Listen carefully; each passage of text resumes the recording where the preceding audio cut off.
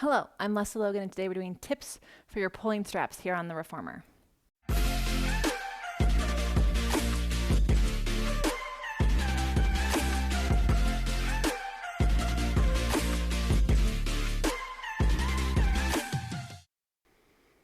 So in this video, we're going to talk about pulling straps. I have tutorials on pulling straps, both pulling straps 1 and T-pull. So definitely check those out because I'm not going to go into great detail on how to use the straps.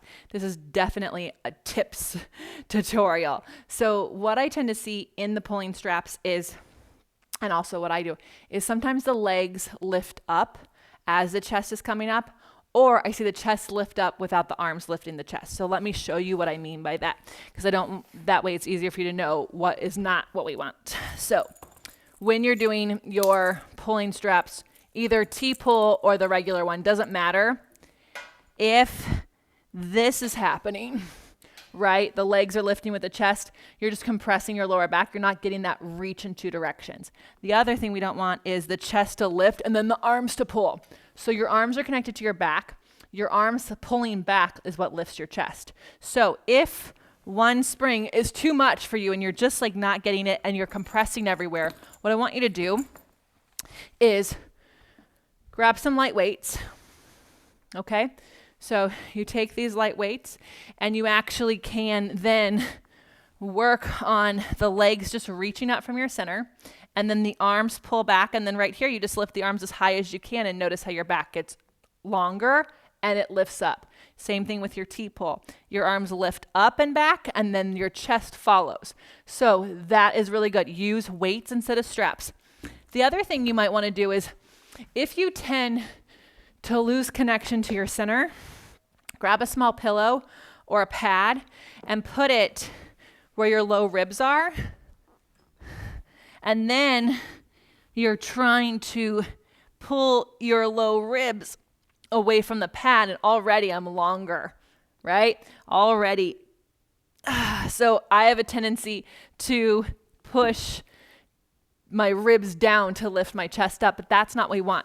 So I would definitely use a pad or a small pillow, put it here if you tend to let go of your center against gravity.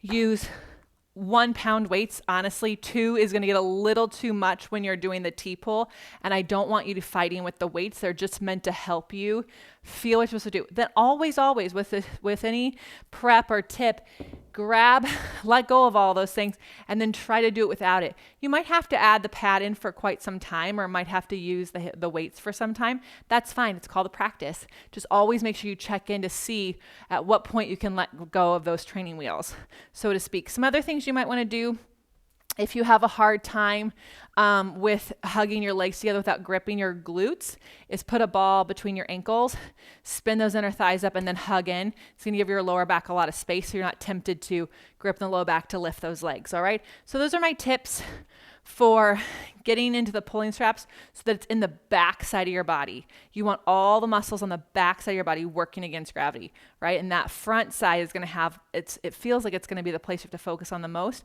but really the more you get into your back side, the more the front side will lift with you. I'm Lesley Logan. If you want more of our tips and tutorials, make sure you subscribe to this channel. But if you want to flow with me, check out our classes on onlinepilatesclasses.com. We have 30-minute reformer workouts and a 50-minute reformer workout all the time. New ones happening every single week, so don't miss out on those. And if you want any information on the reformer I'm using or a discount, make sure you're taking out our show notes below. Thank you, and I'll see you next time.